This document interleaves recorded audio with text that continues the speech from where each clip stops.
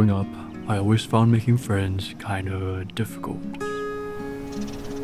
I never really felt like I fit in.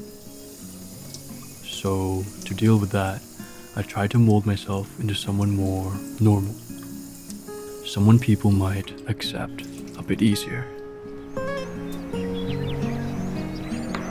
In that process, I began to know a lot of people, but knowing a lot of people doesn't mean you have a lot of friends, and I learned that the hard way.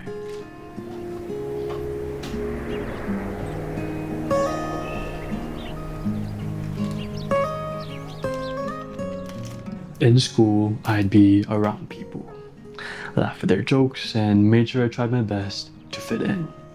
But in the back of my mind, I always felt like they were seeing a version of me that wasn't truly me. I always had this inner monologue going on in my head constantly, saying things like, do they even know your favorite color? What you like to do on the weekends? Or that you had a weird fascination with aliens and UFOs? I don't know. But anytime I tried to share something personal or something a little too me, I stopped myself. I held back. I thought to myself that it'd be better if I kept these things to myself.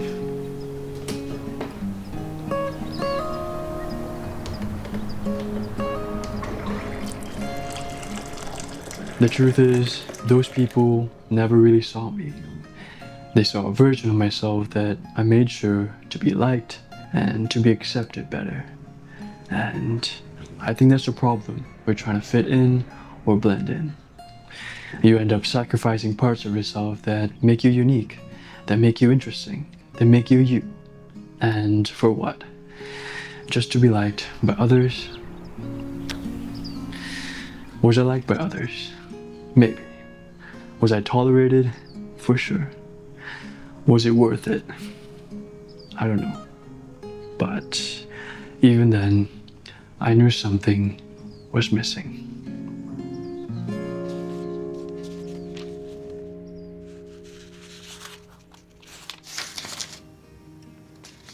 As I got older, I started to wonder, do I have any real friends?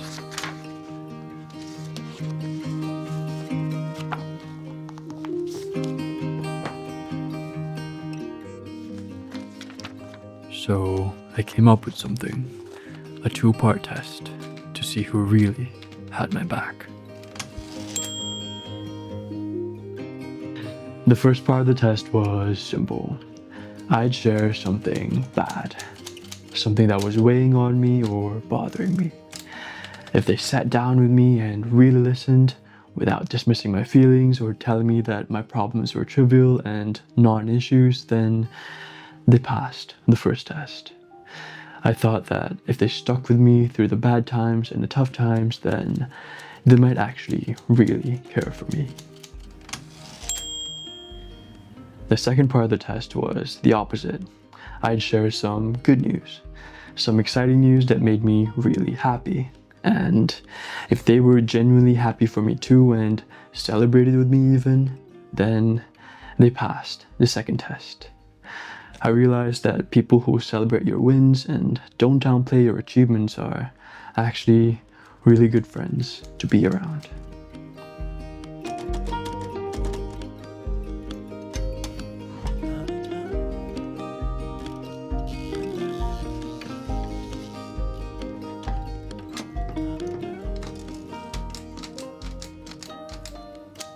I thought it'd be easy, that more people would pass the test, but surprise, surprise, most of them didn't.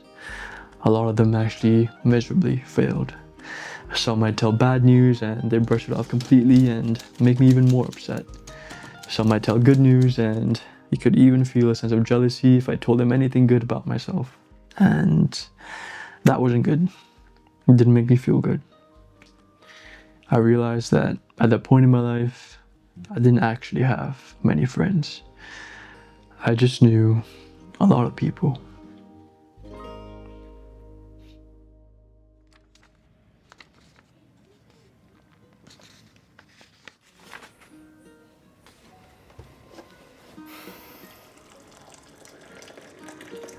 the reality was hard to look at.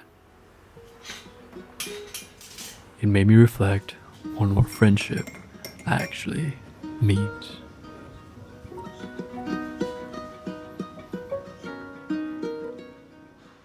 I used to think that having a big group of friends would make me feel more accepted, more validated, more loved.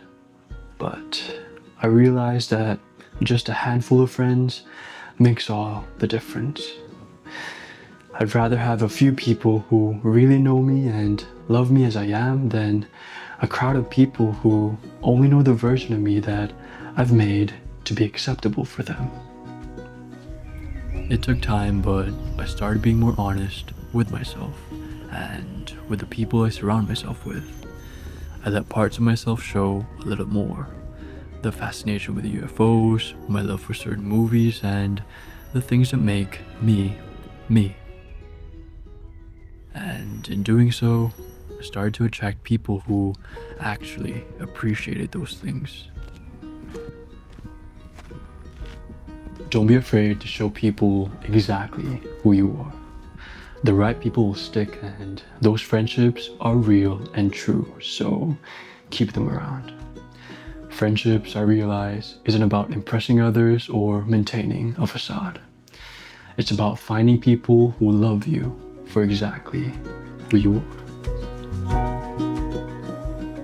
At the end of the day, I still don't have many friends, but the few I do have love me for who I am.